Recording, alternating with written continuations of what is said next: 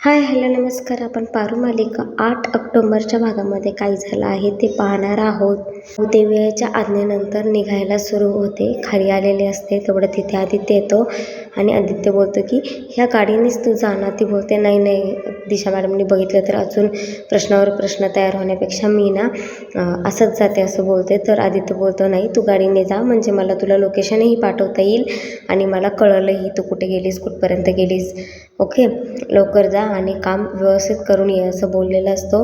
आणि इथे scene change झालेला असतो. त्याने प्रतापला फोन केलेला असतो आणि बोलत असतो की दादासाहेब, पारू येत आहे तुमच्याकडे, तर तुम्ही थोडंसं कन्व्हिन्स करायचं ट्राय करा असं म्हणत असतो.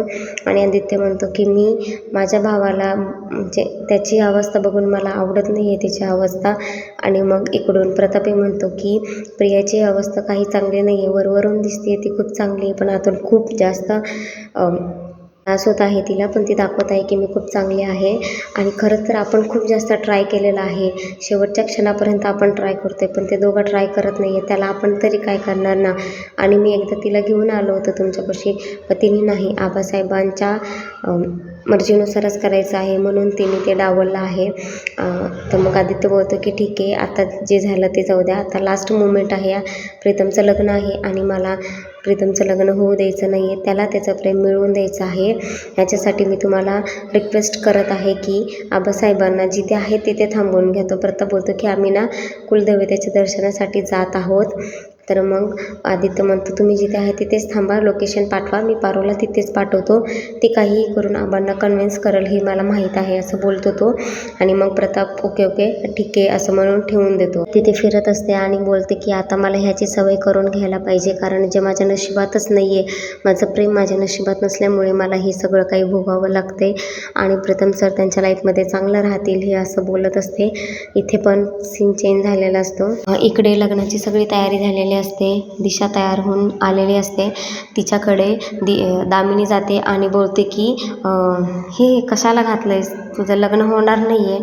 तर मग तिला दिशा बोलते की मी खूप 2 स्टेप पुढे आहे, त्यामुळे मला सगळ्या काही गोष्टी माहिती आहेत, तुला जी काही गोष्ट माहिती आहे ती मला सांग. मग ती बोलते की पारू प्रियाला भेटायला गेलेली आहे आणि आता बघ पुढचं काय करायचं. ती बोलते की मी त्यांच्यापेक्षा जास्त पुढे आहे, त्यामुळे किती पण प्रयत्न केले ना ह्या प्रीतमने, आदित्याने आणि पारूने माझं लग्न मोडू शकत नाही. जो काही माझ्या डोक्यात प्लॅन आहे ना तो त्यांच्या दुपटीने किंवा तिपटीनेही जास्त फास्ट आहे, त्यामुळे ते काहीच करू शकत नाही असं दामिनीला बोललेले असते. आणि तू जा आता इथून असं बोलते दिशा.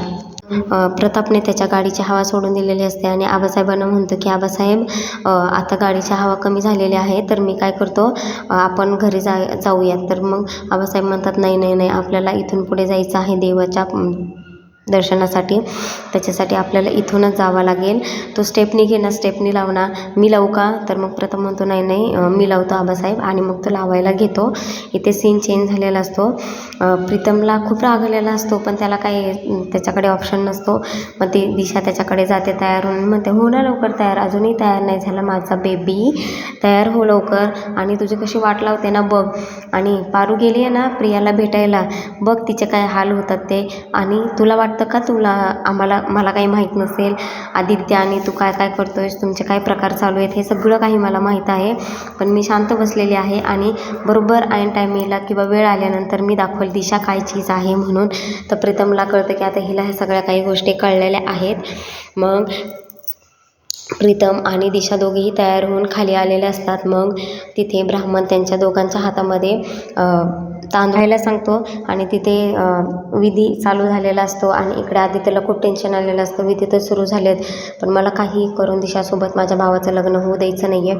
तेवढ्यात त्याला मिहीरचा फोन येतो आणि मग आदित्य साईडला जाऊन आणि मिहीर सांगतो की मी रेडी झालेलो आहे, मी सगळे पुराव्यासहित घेऊन येत आहे.